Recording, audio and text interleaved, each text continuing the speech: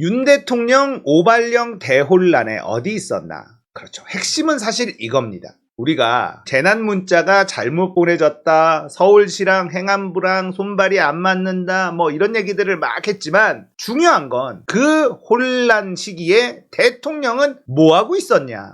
이거예요. 오전 10시 회의 때 모습을 드러냈다. 일본 기시다 총리와 너무나 대조되는 그런 행보를 보였다라는 거죠. 핵심을 놓치면 안 돼요. 자, 윤석열 대통령이 5월 31일 오전 10시에 청와대 영빈관에서 열린 사회보장전략회의에서 자료를 살피고 있다. 오전 10시에 등장한 것도 웃기고 청와대 영빈관. 야, 이것도 기자들이 가만히 있으면 안 되잖아요. 청와대 영빈관. 청와대를 너무 많이 써요. 청와대를 시민들한테 돌려준다며.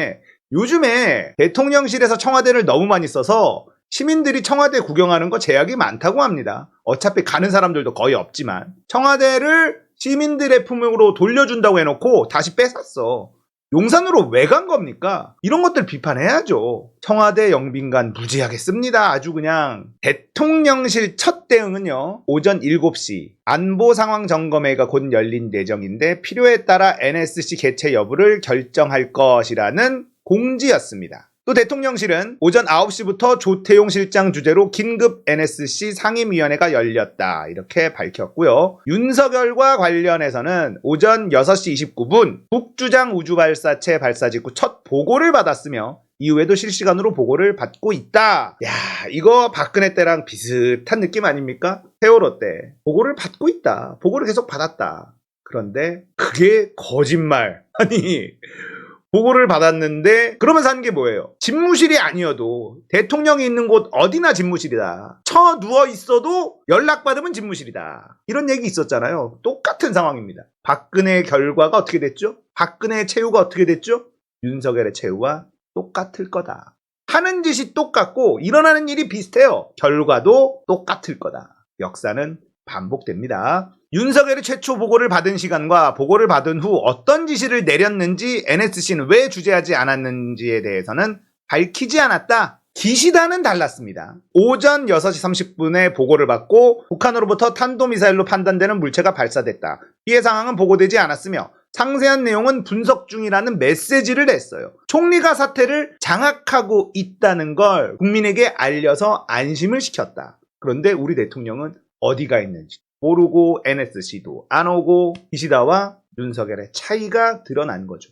일본 정부는 발사 직후 한국보다 11분이나 빠르고 상세한 긴급 대피 명령을 내렸다가 30분 만에 낙하 가능성이 없는 것으로 확인되자 해제했어요. 그럼에도 기시다는 오전 8시 NSC를 주재하고 북한 발사체 대책을 논의했습니다. 윤석열이 모습을 나타낸 건 오전 10시 청와대 영빈관에서 열린 사회보장전략회의. 사회보장 서비스의 중요성을 강조했을 뿐 북한 미사일 발사에 대해서는 한마디도 언급하지 않았다. 그리고 문제는 이 사회보장 서비스에서 무슨 얘기했냐? 민간한테 열어라. 사회보장을 민간이 맡아서 하자. 이런 얘기했어요.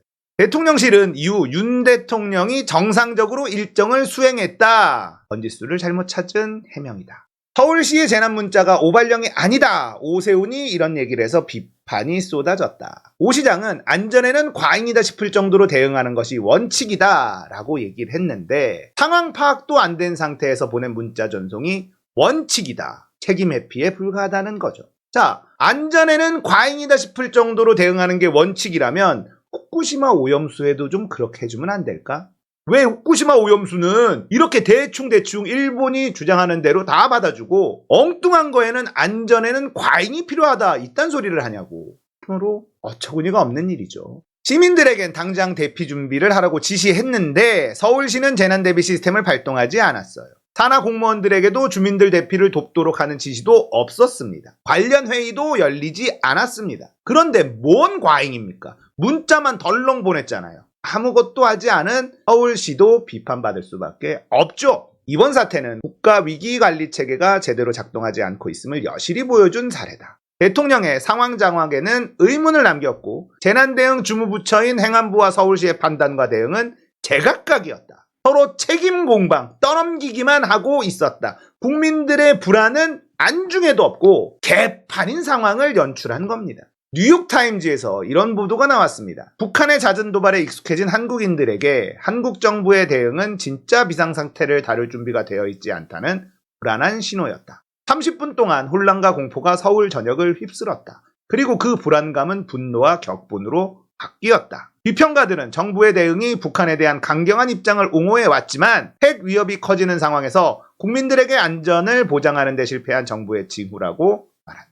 창피합니다. 안보는 보수다. 희대의 개소리 중에 개소리입니다. 경계경보 관련 지금까지 상황 요약 이런 게 나왔더라고요. 딴지 게시판에. 이미 서울 지나가고 난 다음에 경계경보 보내졌다. 애초에 우주발사체는 내륙이 아닌 서해상 위를 날아가고 있었다. 경보는 서울만 발송됐다. 무엇에 대한 대피고 어떻게 대피하라는 내용도 없었다. 심지어 오발령이었다. 서울시는 정상적인 경계경보였고 해제되었으니 출근하라고 안내했다. 국방부는 북한 우주발사체와 서울 경계경보는 관련이 없다고 밝혔다. 대통령은 NSC 주재도 안 했다. 사실 북한은 사전에 발사를 고지했다. 무정부 상태. 이게 결론인 겁니다. 서울시가 잘못했네, 행안부가 잘못했네, 합참이 잘못했네, 이게 문제가 아니라 이런 난리가 나는 이 와중에 대통령은 어디에 있었냐 이겁니다. 핵심은 그거예요. 상황이 어떻게 돌아가는지 우리가 이제 알잖아요. 어떤 일이 벌어집니까? 조태용 실장 주재로 NSC가 열렸는데 대통령이 안 온다는 걸 이미 알고 있어요, 이 사람들. 자, 그러면 이 정부가 어떻게 운영이 되냐? 하는 신용만 하고 아무것도 안 하는 일이 벌어집니다. 왜냐? 잘못하면 책임질 게 뻔하니까요. 대통령이 안 와. 그래서 내가 막 뭔가를 했어. 진두지휘했어. 잘못된 경우 대통령은 화내고 발광할 게 뻔하단 말이에요. 너 왜 그따위로 했어? 윗대가리가 아무것도 안 하잖아요. 그러면 그 밑에 있는 사람들은 하는 신용만 합니다. 무엇도 할 수가 없는 상황이 되는 거죠. 지금 정부와 공무원들이 다 그렇게 움직이고 있어요. 극소수의 딸랑거리는 사람들만 움직이고 나머지들은 안 움직입니다. 공무원들이 아무것도 안 해요. 열심히 일해서 잘못되는 순간 그 책임이 고스란히 자기한테 올 수밖에 없거든요. 무정부 상태가 되는 겁니다. 대통령이 졌다이면 나머지들이 다 그렇게 움직일 수밖에 없어요.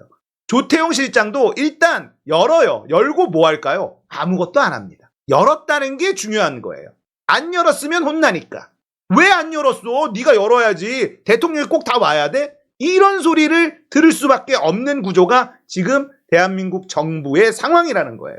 우리가 국민들이 정부를 믿고 무엇을 할 수 있느냐? 아니요. 정부를 믿어서는 안 됩니다. 아무것도 믿을 수가 없다라는 겁니다. NSC 상임위원회 열어서 무엇을 할 수 있을까요? 자기 판단에 이러이런 조치를 취해야 한다라고 생각하더라도 안 합니다. 못하죠. 그게 잘못됐을 경우 그 책임은 고스란히 본인이 져야만 되는 그런 상황이기 때문에 공무원 조직이 전부 다 그렇게 흘러간다는 거예요. 아무것도 안 하는 조직이 될 수밖에 없다.